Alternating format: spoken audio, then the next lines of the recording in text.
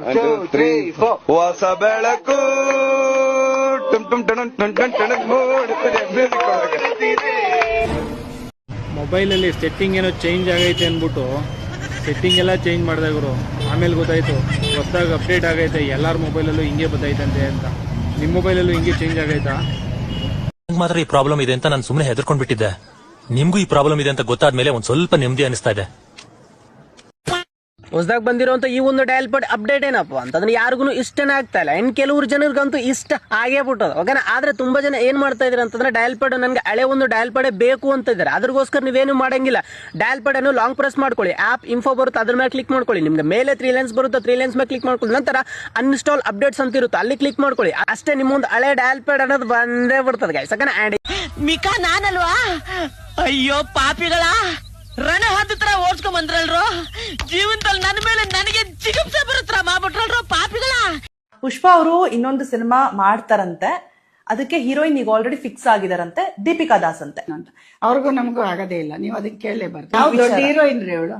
ಅವಳನ್ನ ಹಾಕಕ್ಕೆ ಅವಳು ಯಾವ ದೊಡ್ಡ ಹೀರೋಯಿನ್ ಅಂತ? ಅವಳು ಯಾರಮ್ಮ? ಅವಳು ಯಾವ ಸಿನಿಮಾ ಸಾಧನೆ ಮಾಡಿದಾಳೆ ಅಂತ ಅವಳನ್ನ ಹಾಕ್ತಾರೆ ಅಂತ ಹೇಳ್ತೀವಿ? ಆಯ್ತಾ? ಕೇಳ್ಬೇಕು ನನ್ನ, ಈ ತರ ಕೇಳ್ಬೋದಾ ಅಂತ. ಅವ್ರು ಯಾರು ಅಂತಾನೆ ನಮ್ಗೆ ನಾವು ಸಂಬಂಧ ಆದ್ರೂ ನಾವು ದೂರದಲ್ಲಿ ಇಟ್ಟಿರ್ತೀವಿ ಅವ್ರನ್ನ. ಆದ್ರೆ ನೀವು ಅವ್ರನ್ನ ತಂದು ಇಲ್ಲಿ ಕೇಳ್ಬಿಟ್ರೆ ನನ್ ಮಗ ನೋಡೋ ನನ್ಗ್ ಬೈಯಲ್ವಾ? ಯಾಕೆ ಅಂದ್ರೆ ಇನ್ನೂ ತುಂಬಾ ಇದಾರೆ ಹೀರೋಯಿನ್ಸ್, ಅವ್ರ ಹೆಸರು ಹೇಳ್ಬೋದು ನೀವು. ದೀಪಿಕಾ ದಾಸ್ ದೊಡ್ಡ ಹೀರೋಯಿನ್ ಅಲ್ಲ, ಎಲ್ಲೂ ಸಾಧನೆ ಮಾಡಿಲ್ಲ. ನೀವು ಮೆನ್ಷನ್ ಮಾಡಂಗೆ ಇಲ್ಲ. ನೀವು ಹೆಂಗ್ ಮಾಡ್ತೀರಾ?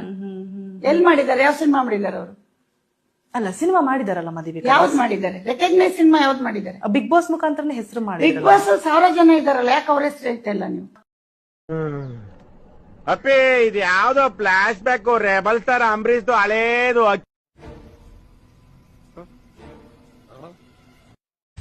ಪ್ಯಾರ್ಲಕಾಯಿ ಕದ್ದು ತಿನ್ನೋದ್ರಲ್ಲಿರೋ ಮಜಾ ದುಡ್ಡು ಕೊಟ್ಟು ತಿಂದ್ರೆ ಬರೋದಿಲ್ಲ ಗೈಸ್. ಇದೇ ಡೈಲಾಗ್ ನ ಹೊಲ್ದವ್ರ ಕೈಗೆ ಏನಾದ್ರು ನೀನ್ ಇವಾಗ ಸಿಕ್ಕರೆ ಹೆಂಗ್ ಹೇಳ್ತಾರ ಗೊತ್ತಾ?